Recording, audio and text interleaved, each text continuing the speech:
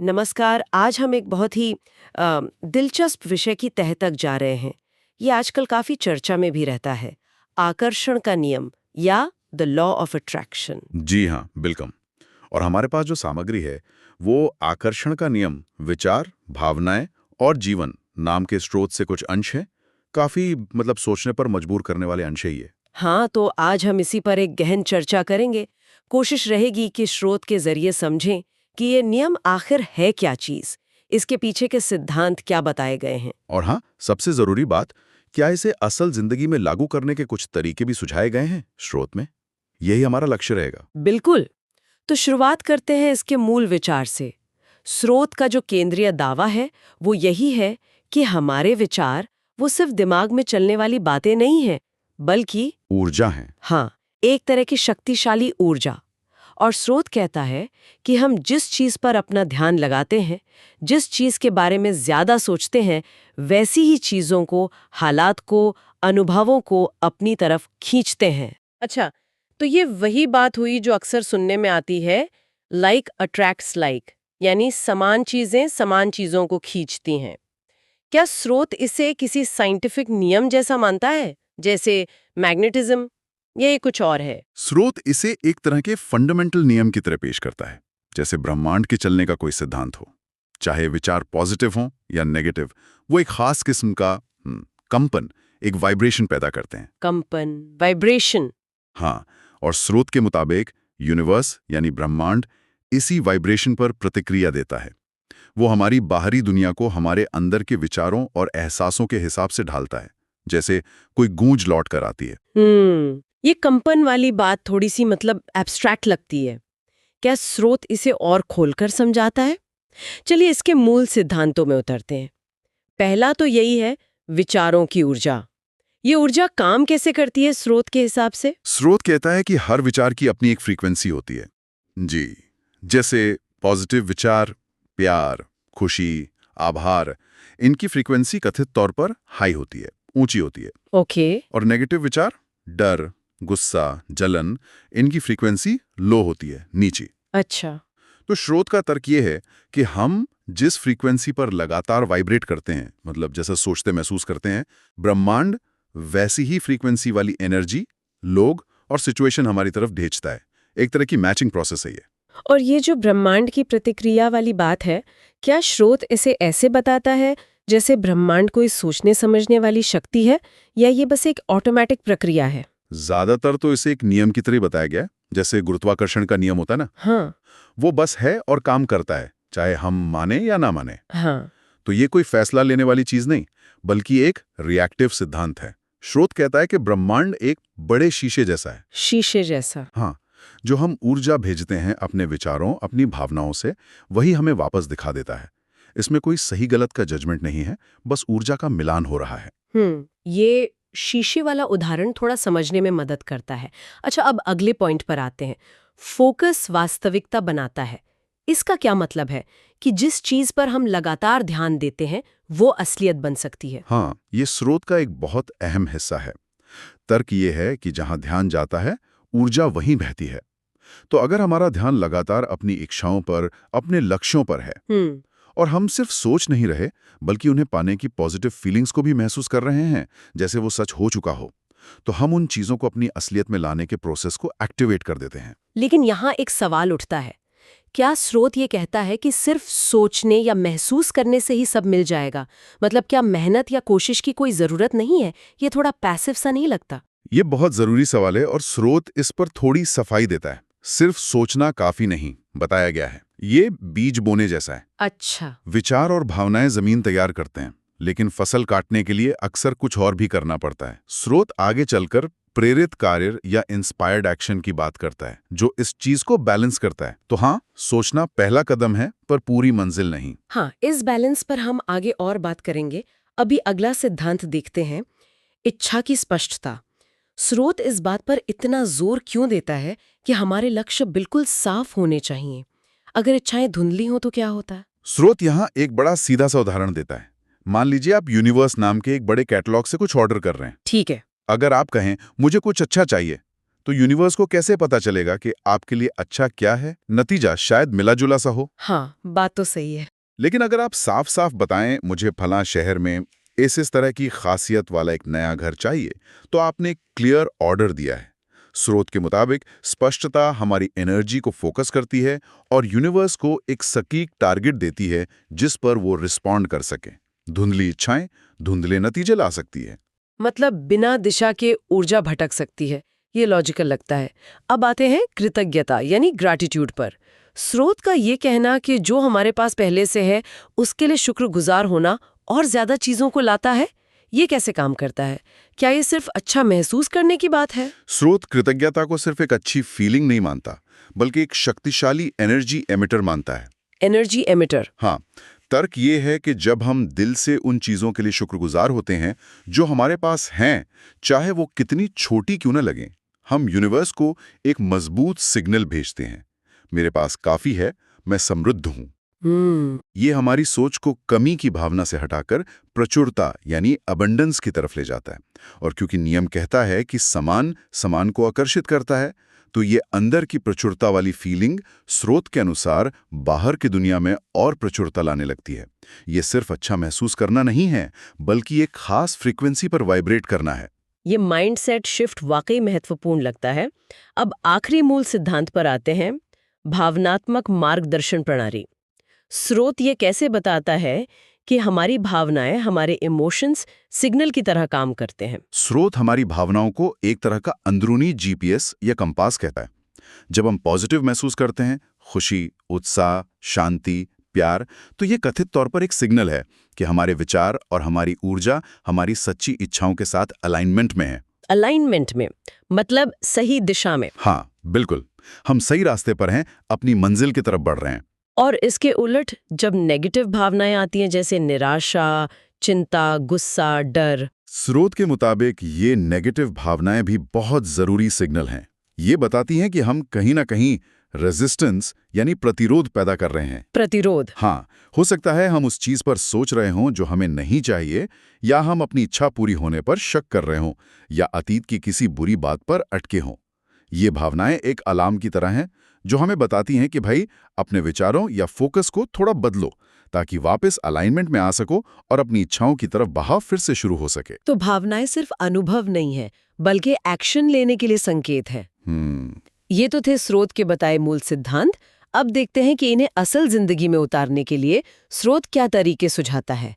पहला है स्पष्टता को एक्शन में लाना।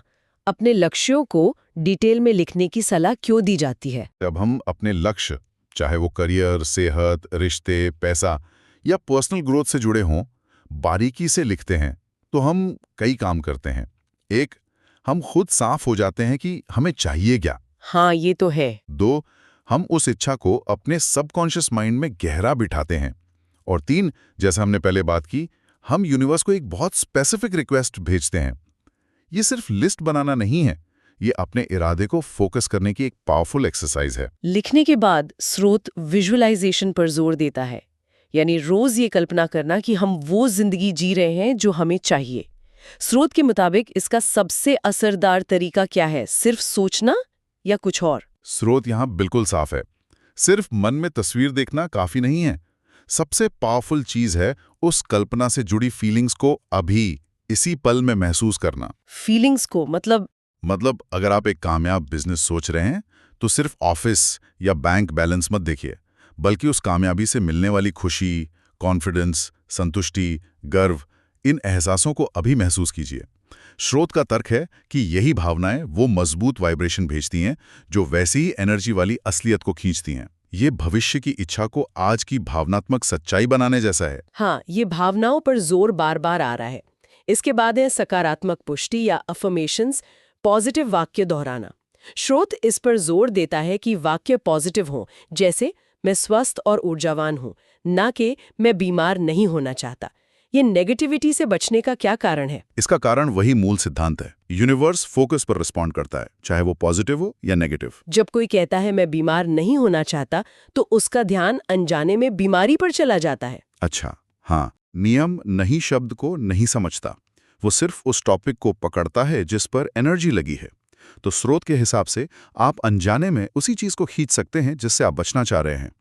पॉजिटिव अफर्मेशन जैसे मैं स्वस्थ और ऊर्जावान हूं, आपका फोकस सीधे उस चीज पर रखता है जो आप चाहते हैं, जिससे पॉजिटिव एनर्जी आती है। ये भाषा का खेल है जिसके नतीजे बड़े बताए जा रहे हैं। अगला कदम है कृतज्ञता का अभ्यास। रोज 3-5 चीजें लिखना जिनके लिए कोई शुक्रगुजार है।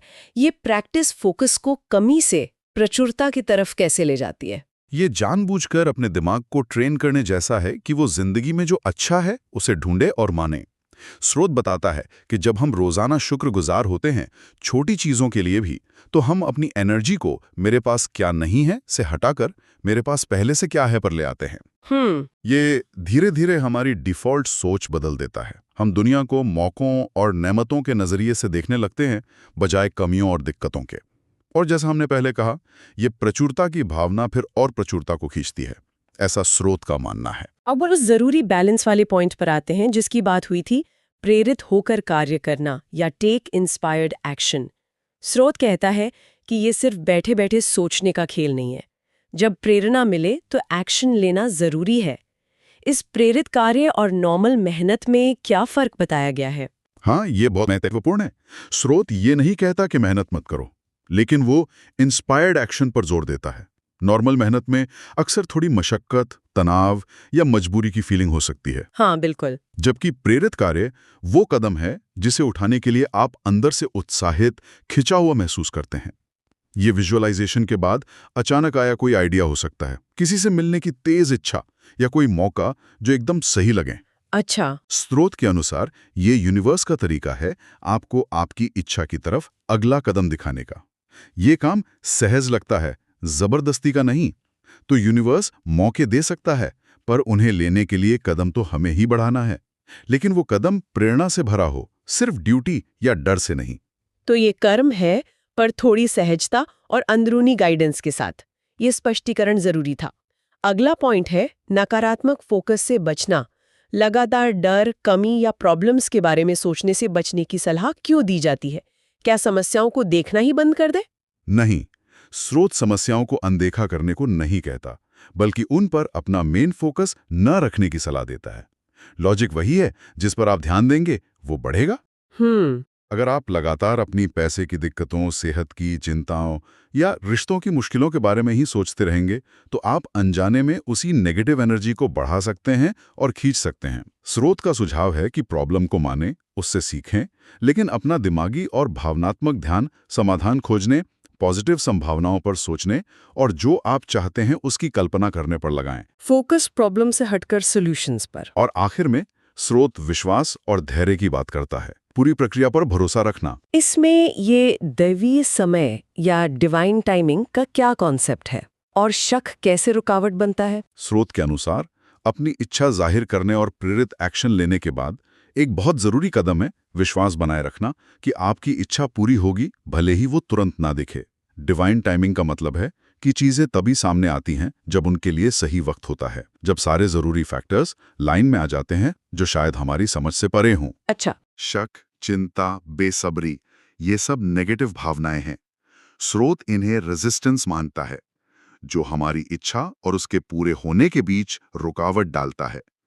विश्वास और धैर्य उस पॉजिटिव एनर्जी और अलाइनमेंट को बनाए रखने में मदद करते हैं, जिससे आकर्षण के नियम को काम करने का मौका मिलता है। ये भरोसे की प्रैक्टिस है।